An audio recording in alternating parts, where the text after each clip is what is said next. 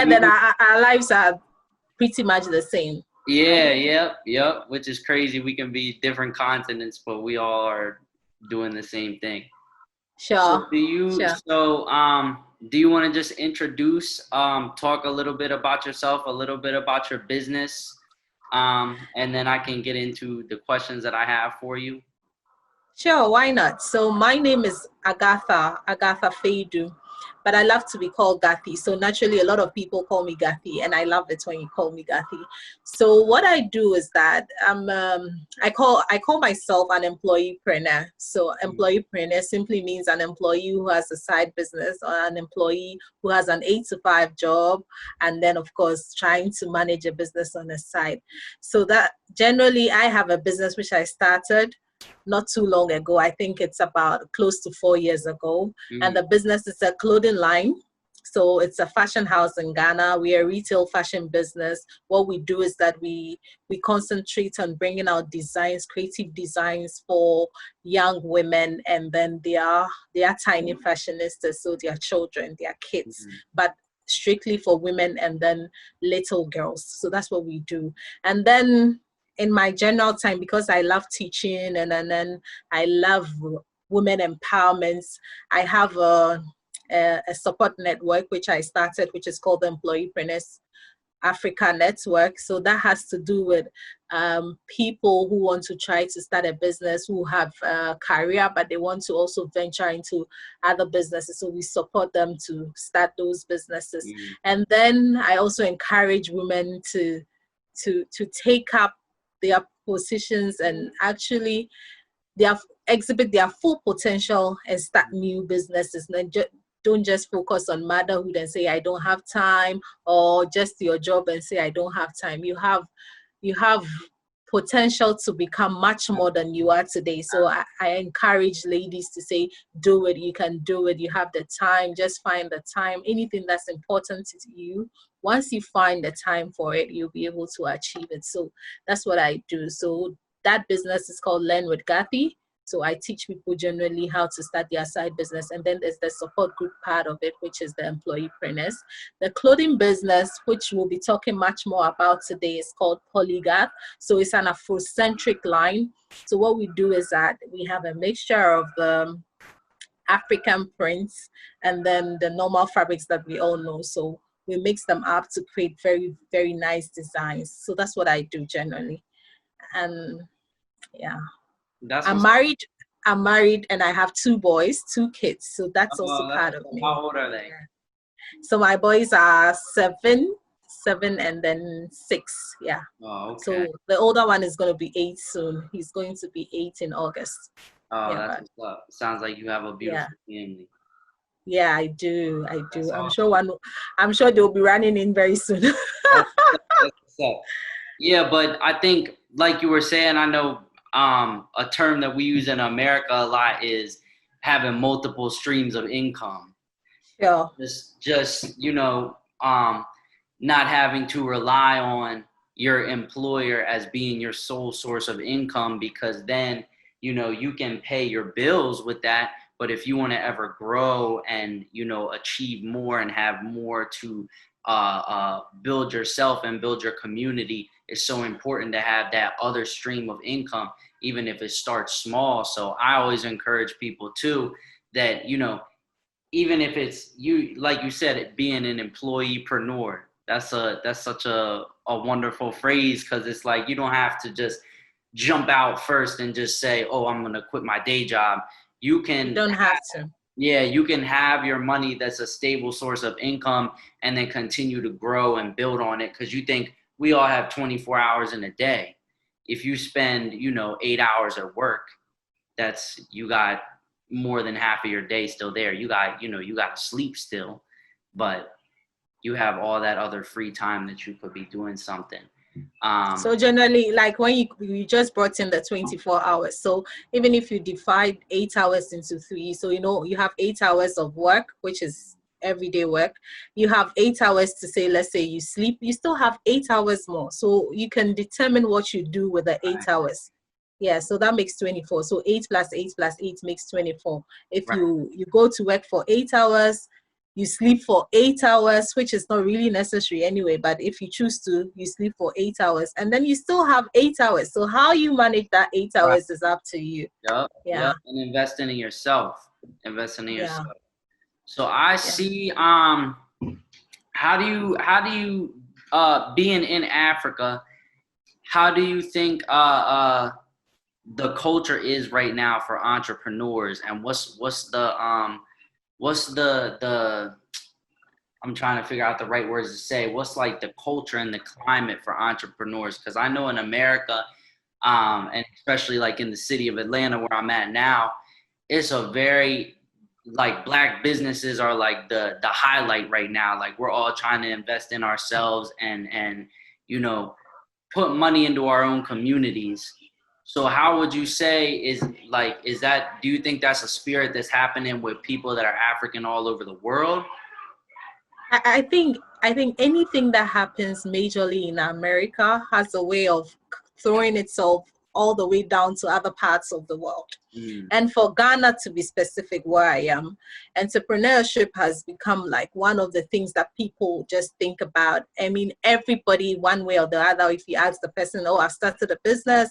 So generally there's that move to say that I want to own something. I want to build a legacy. I want to also be part of something, and I want to share my what should I call it? My skills and my potential. I want to exhibit my full potential. So that thing is coming in. And of course, support your own. I mean, support Black businesses. That is also a phrase that I'm seeing now, especially with the George Floyd's issue that just popped up. Everybody is coming now, realizing the fact that, I mean, we need to support our own. We should be there for each other. Right. And it's also the same phase that we are going through in here. People coming together as groups, supporting each other, I mean, showing up for each other and all that. And that move for entrepreneurship, owning something, it's here as well. It's nothing, it's spread across, even in my employeepreneur community, because it's for Africa. We have few people who are in other countries and they are exhibiting the same emotions, the same potential, the same information that we are looking for, they are also looking for. So that gives you the idea that the move is happening everywhere. Everybody is beginning to think that, okay, why don't I support my own? Why don't I support another Black sister? Why don't I support another Black brother? So that's and in America, you know, I just heard a recent statistic that as African people in America, we spend 90% of our resources outside of our community. And we have, just in America as Black people, we have a $3.9 trillion buying power. So that's huge. So if we were to just spend most of our money back inside of our own communities, we would be able to build things for ourselves, and we will be able to have employment for ourselves, and we will be able to build our own communities. But I think right now, like you said, it's a collective spirit of consciousness about this that's raising across the world, because one thing that I think is beautiful about African people is even, you know, people like me that are descendants of Africans but are not necessarily connected with the continent or trying to become more connected with the continent. It's like a collective spirit that moves, you know, across the world, and we all kind of like piggyback off of what each other are doing. It's almost like we're still a collective family, which I believe we are still a collective community. Sure. And then I see the tendency of a lot of Black Americans trying to invest in little businesses or small businesses in Africa. So now you when you're looking out for investments, you know that, okay, I'm going to support my own small business in Africa, somebody that I know that has the same, I mean, sense and ideas that I share as well. And then this move is also coming up. So people are skewing towards supporting Black-owned businesses in Africa as well. So that's also an opportunity. Yeah, you definitely gotta send me some information on that, because that's my dream, to move to Ghana. That's your dream. Sure. We can look into that. If you're ready to move, why not? We can look into that and see how we can come together. Yeah, I definitely want to at least like travel over there, because I want to go back to school. I'm 23. I went right from high school to working. and I just Oh, okay. worked. Like I didn't really go to college, but I always tell people now, like my girlfriend, she just graduated Temple University in Philadelphia. But Okay. I wanna when I do go back to college, I feel like I want to be educated internationally. I want to be educated beyond the span of just what we're taught in America. Oh, yeah, that's good. That's good. I mean, for me, I've done my college. I'm looking forward to do my master's very soon. So that's a very normal thing that you see with a lot of Africans when they go to school or when they are being educated, they want to go to the end. Mm.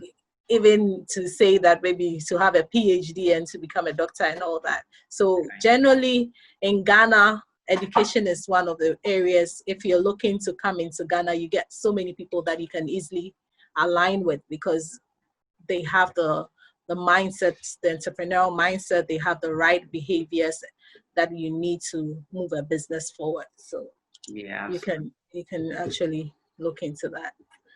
so I'm trying to think. That was a good conversation. I'm trying to think if there's anything else that I had.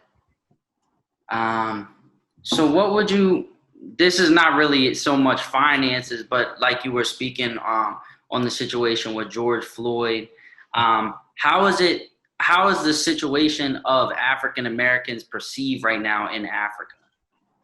You know, for instance, before I even talk generally about Africa, I would like to situate it to Ghana. You know, for Ghana, we've been very deliberate in inviting Black Yeah, Americans for the or year into return. Ghana. Exactly. So we had the year of return, which was last year, and then we have beyond the return. So for instance, when George's issue happened, there was a funeral which was done in memory of him. So at least that bond is still there. We want to show that we care. And of course, not just that we wanted the year of return, but we are still bonding. So that, Yeah. yeah, And I'm so happy to hear you say that because there's so many people that I talk to in yeah, America as Black people that say like Africa don't even want us back. They say that's like, not oh, true. exactly, and they say, oh, we was taken from Africa, and Africa they wouldn't even accept you. They don't even want you back. And it's That's not like, true. and it's something that we've been fed in America to where as an adult, because that's what they teach us in school. So as an That's not adult, true. you have to retrain your mind. But it's so good to hear you say that because when I look online and when I started to research, like following people from Ghana or looking at Ghanaian businesses, all I see is like the collective African family across the world. Exactly. And for you, if you are walking in Ghana, if you don't talk, nobody will know. Nobody will know if you are Right, not from Ghana, right, because there are people who are as fair as you are in Ghana. There are right, people who are as dark as I am in the United States who are Black Americans. So if you right. come into Ghana, We unless all you look have the a same, conversation, right, exactly, right, we all look the same. Unless we have a conversation, there's no basis for you to say that, okay, I think this about you and I'm not going to give you this. No. And even when you have the conversation and probably the tonation, people are just warm in Ghana right. generally. And if you even talk Africans are one of the most friendliest people across the world. I mean, so if you choose to go to Senegal, it's the same conversation we are going to have. If you choose to go to Mali, maybe language will be a problem for you because they speak French. But if you choose to go to Nigeria, you pretty much have the same feeling and the same kind of relationship with people.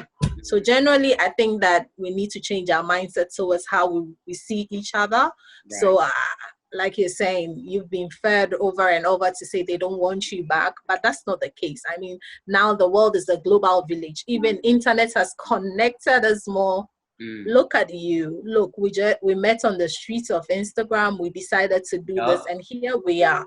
Yup. So that should tell you that there's enormous opportunity for us to collaborate, for us to support each other, for us to just be there for each other. So for me, it's in the change of mindset, having to say that we are doing it for ourselves, we are doing it for our brother, we are doing it for our sister, and we are making sure that we are going to the ends of it and not just, playing around certain things and leaving it. If no half-baked food. Every food needs to be fully baked. So if we are going to go, we go to the end. Yeah. Preach. Preach. Preach.